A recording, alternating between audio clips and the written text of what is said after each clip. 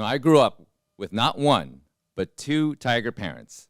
And while most would at least offer the illusion of choice between doctor, lawyer, or engineer, my father narrowed it down to just one: doctor. I mean, it could have been worse, but he planted a seed of doubt early in my head over my own ability to think for myself. And while I acknowledge the privilege of having all your life steps planned out for you, the focus on always trying to get the top grades and pleasing him created this anxiety over whether I could ever stray from the path or take risks. I became frustrated with my lack of independence, and then by college, I was living a double life, regularly fighting with my parents. Then one day, June, 18 years ago, my father and I got into another argument, after which I stormed off and snuck away to be with my friends, and he went to the gym with my mom. A few hours later, I got a phone call. They had found my father in cardiac arrest. I could hear my mother's screams in the background. And so, excusing myself, I rushed down as fast as I could, but by the time I got to the emergency room, it was already too late. He was already gone from a massive, sudden heart attack. And in the aftermath, my mother, having just been diagnosed with Parkinson's, would leave with her parents, and I returned home alone, feeling abandoned, lonely. I mean, it was the worst summer of my life. And in my grief, I tried to reclaim my narrative again, because my father, with all his grand plans for me and for himself, would just vanish just like that. Then what was the point in me having my own grand plan?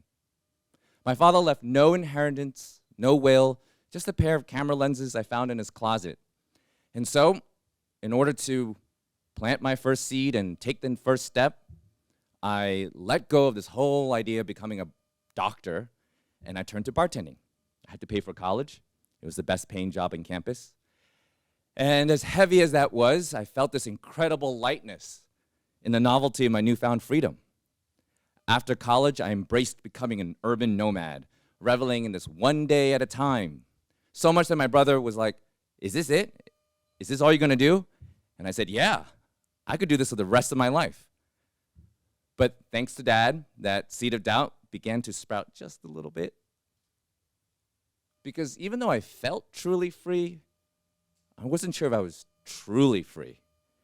Because what if I was meant to do something, but then I was rejecting it because of my dad? Then I'm not actually living for myself. I'm just living an act of rebellion for the rest of my life. Like, what if I'm actually meant to be a doctor and I'm missing out? But then, if I become a doctor, wouldn't that mean my dad still wins and he gets what he wants? How do I choose?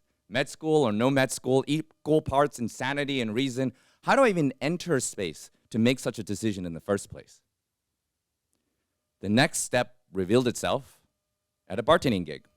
There was this girl, and she challenged me to join in on her upcoming trip to Egypt. Now, I wasn't sure if she was being serious, but she hung around the bar long enough for me to want her to be serious. And so I threw out a reply, "Yeah, I'll go if tickets are under $700. And I wasn't being serious because when we both checked, there were $2,000, and I couldn't afford that. And besides, I didn't even like the idea of traveling. The next day, right before we're about to say goodbye to each other, we checked one more time, just for kicks. $650 round trip. I wasn't sure if I wanted to go, but I didn't want to let her down, and I didn't want to let myself down. I followed through. It was also a pretty good deal. So, a few days later, we're having our next date in Cairo, Egypt, with my father's camera lenses by my side, and it was a blissful 24 hours together of adventure. Then suddenly cut short because her family wanted to leave a little earlier because of a blizzard back in New York City. Not having planned this part, I was thrown back to the sudden loss of my father and the abandonment of my mother because I was alone again, but this time in a foreign country without a plan. I remember walking in circles in the Cairo train station, wondering if I should stay or if I should leave, because if I left, then there'd be a 100% chance I'd live, but a 100% chance I might regret it. If I stayed, there'd be a 20% chance I'd live, but a 100% chance I wouldn't regret it. This is just like med school or no med school, equal parts insanity and reason. How do I choose? I chose the latter, probably because I didn't feel like my life was worth anything at the time, but also once you feel like you've lost everything and everyone, whether it's your father, the caretaker of a mother, the promise of a new romance, yourself and your own identity in a foreign country without a plan, then you're free to do, be, choose, to be anything and anyone, including probably the most important thing of them all, yourself, in the present. So my next answer, embrace not knowing what the next step is.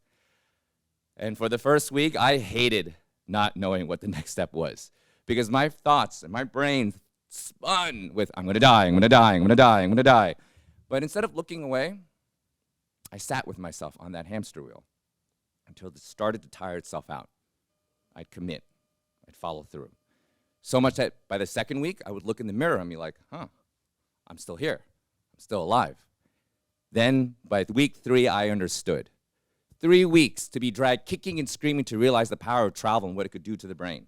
3 weeks of not knowing anyone, nobody knowing me, not speaking the language, and not being able to read anything, understand anything.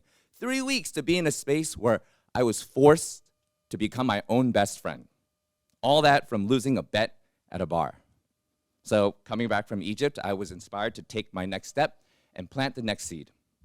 I would apply to every single medical school I would want to go to, be radically honest about my intentions and insecurity where I should go, and hopefully get rejected everywhere, know I did my best, check that box off, and finally move on. But if I did get in, well, we don't plan these things. One October day, about 13 years ago, I opened my mailbox to see a large envelope, accepted. One school decided to take a chance on me and my story. And I wasn't sure if I still wanted to go, but I didn't want to let them down, and I didn't want to let myself down. I'd commit, I'd stay, and I'd nurture this seed. But at the same time, I'd nurture all the other seeds I had planted before. I'd still bartend, I'll still travel and leave the country once a month, and I'll blog daily. And from that habit, people who were reading along wanted to join along on my adventures. A community of tens turned to hundreds and started to feel like I was turning to Forrest Gump.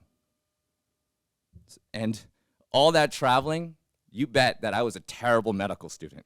I mean, I still tried really hard, but I barely got by with the skin of my teeth.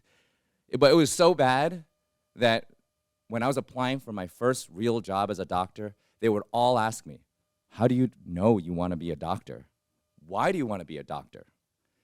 And inspired by that first seed I planted when my father died, and nurtured by the very same energy that I had when I met that girl at the bar, I threw out my reply. Being a doctor is the closest thing to bartending I could think of. There was a look of confusion, a pause. But I doubled down. I'd commit. I'm going to follow through with this. Look, the bar is like the emergency room. You never know who's going to come in. You got to take care of the same kind of people. And you got to move as fast as possible because so many people are going to come in. But you can't move too fast because then people will feel like you're not paying them enough attention. And you, the person interviewing me, you're like my bar manager. You don't do anything and you make me do everything until it's time to go. And then you come out of nowhere, shake that person's hand, and tell me, hey, get this guy a tetanus shot on the house before he goes. And the first person who interviewed me, takes off his glasses, looks me dead in the eye, and says, that was the best damn answer I ever heard to the question. You got the job. So I became a doctor. And I probably still would have been one if my dad were still alive. But that would have been his path and not mine. Now, having healed from my grief, travel has taught me it's the journey and not the destination. So if becoming a doctor is the destination, then part of my journey was having visited over 150 countries during that same time. Still carrying my father's lenses wherever I go. And now leading a travel collective in the thousands around the world on all my trips. I am no longer abandoned. I am no longer lonely, and I'm no longer alone. I initially resisted the destination when it was imposed upon me. But when I embraced it, nurturing the seeds of my own freely chosen actions that I become my true self, the person I always wanted to be. I am grateful to my father for one final lesson that he taught me through my grief, and that is, whenever there is doubt of what to do, who to be, where to go, embrace it. Take that first step, one foot at a time.